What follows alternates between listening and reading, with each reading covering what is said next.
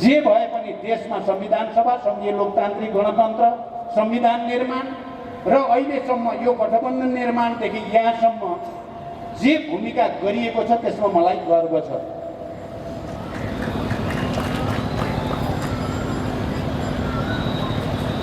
त्यो प्रयोग सफल भएन। हामीले त्यो प्रवृत्तिका विरुद्ध, जुन प्रवृत्ति संघीय लोकतान्त्रिक गणतन्त्र विरोधीका रूपमा देखा पर्यो, परिवर्तन विरोधीका रूपमा देखा पर्यो, संविधानमा जे कुरा प्रगतिशील छन् ती प्रगतिशील कुरालाई उल्ट्याउने कसरतका रूपमा देखा पर्यो ओली प्रवृत्ति। उहाँलाई महिलालाई दिएको अधिकार बढी लाग्छ, उहाँलाई प्रदेश र स्थानीय तहमा दिएको, सरकारलाई दिएको अधिकार बढी लाग्छ, उहाँलाई गणतन्त्र बढी लाग्छ, उहाँलाई बेकारमा माओवादीले आँधी हुरी ल्याइदियो त्यसो भएर मानेको संहिता भन्ने गर्नुहुन्छ उहाँले। तपाईहरुले गहिरो गरी हेर्नुभयो भने त्यो रूपमा देखिसकेपछि हामीले सङ्घर्ष गर्नु नै थियो, हामीले सङ्घर्ष गर्यौं। तपाईहरु सबैलाई थाहा छ त्यो सङ्घर्षमा हामी पराजित भएको होइन। कतिपयले के ठान्छन् भने प्रचण्ड र माधव नेपाल असफल भए, केपी ओली सफल भएको भन्ने जस्तो गरी भ्रममा परेको देख्छु म। कुरा त्यसो होइन, हामी सफल भयौं। माधवजी र म त्यो सङ्घर्षमा 70% केन्द्रीय समितिको हामीले नेतृत्व गरेका थियौं। हामीले केपीलाई स्पष्टीकरण लिएर कारबाही गरेका थियौं। नमानेपछि पार्टीबाट निष्कासन गरेका थियौं, बकाइदा वैधानिक, आधिकारिक र प्रक्रियागत ढङ्गले, संविधान र कानुन सङ्गत ढङ्गले नै। तर विडम्बना के भयो भने हाम्रा ती कुराहरूलाई संवैधानिक निकायहरूले जुन तदारुकताका साथ त्यसलाई संविधान र कानुनको मान्यता अनुसार गर्नु पर्थ्यो नगरिएको हुनाले हामी नितान्त अर्को परिस्थितिको सामना गर्न बाध्य भयौं। हामी पार्टीभित्रको सङ्घर्षमा म र माधवजी सफल भएपछि, अत्यधिक बहुमत हाम्रो पक्षमा भएपछि संसद विघटन गरियो। हाम्रो रिसले पार्टीभित्र आफू अल्पमतमा परेपछि, पार्टीभित्र आफू पराजित भएपछि पार्टीभित्रको सङ्घर्षको रिस जनप्रतिनिधि संस्था, सार्वभौम संस्था भनेर हामीले जसलाई संविधानले परिभाषित गरेको छ त्यसलाई भङ्ग गर्ने र उहाँले भन्ने गर्नुभयो किन भङ्ग गरेको भन्दा पार्टीभित्र मलाई काम गर्न दिएन, बहुमतले अन्तै लग्यो, त्यसो भएर भन्ने गर्नु पनि भयो। र ठिक त्यो परिस्थितिमा हामीले एउटा नयाँ गठबन्धन आवश्यक छ। एउटा लोकतन्त्रवादी र वामपन्थीहरूको गठबन्धन नै आवश्यक रहेछ। हामी कम्युनिस्टहरूको एउटा फिलोसफी हुने गर्छ, निषेधको निषेध। हामी त्यो प्रवर्गलाई निषेधको निगेसन अफ द निगेसन भन्छौँ।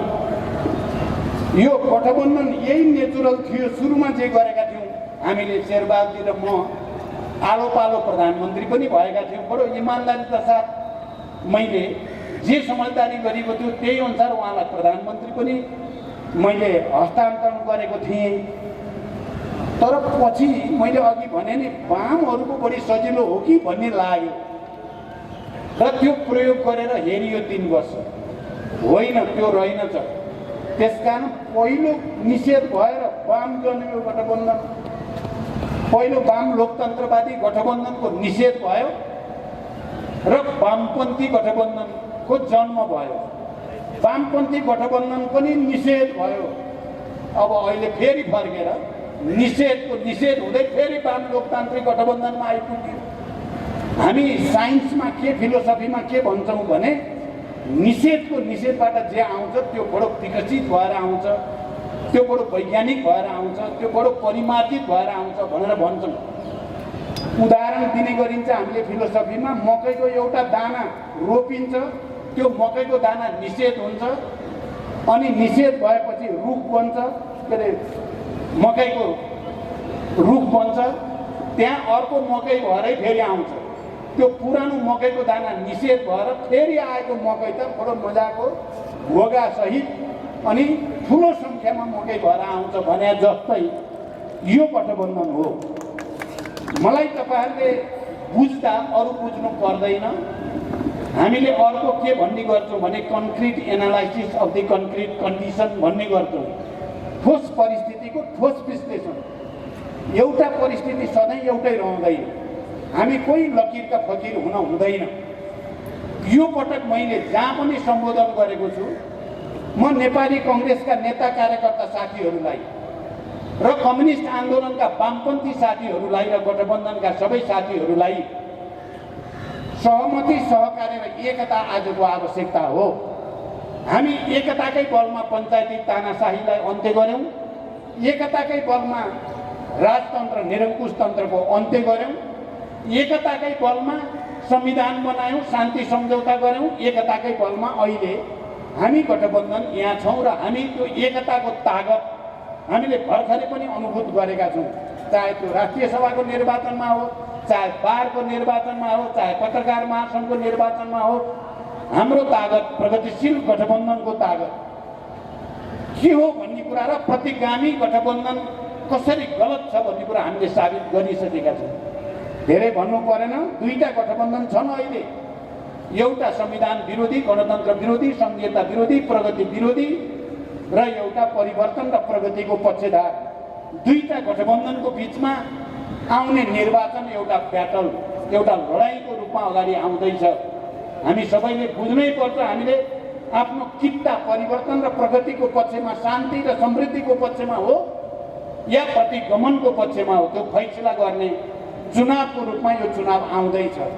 किन हामी सबैले हँसिया हथौडा, रुख, कलम या अरू जति पनि हाम्रा चुनाव चिन्ह छन् आपसी, यसलाई सहज रूपमा लिन सक्नु पर्यो।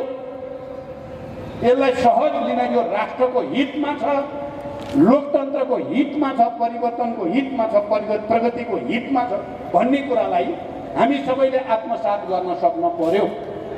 जुन दिनसम्म हामी कांग्रेस र कम्युनिस्ट आगो बाराबार, पानी बाराबार हेर्नै नहुने दुश्मनै जस्तो ठान्ने गर्यौं र 30 वर्ष बितायौं हामीले, के भयो?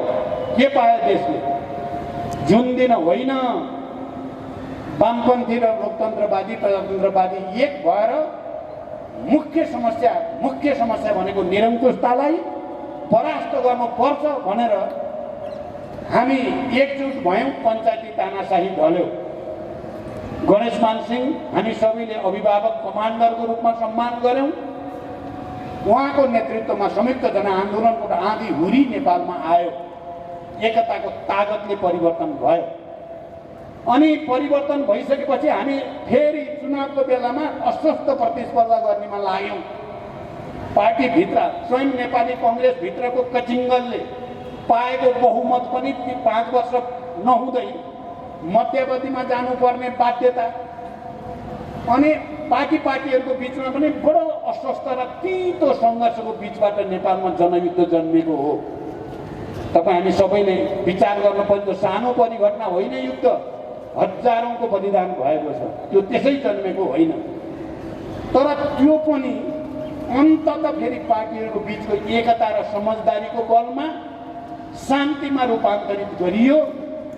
देशमा संघीय लोकतान्त्रिक गणतन्त्रको स्थापना भयो एकताकै बलमा।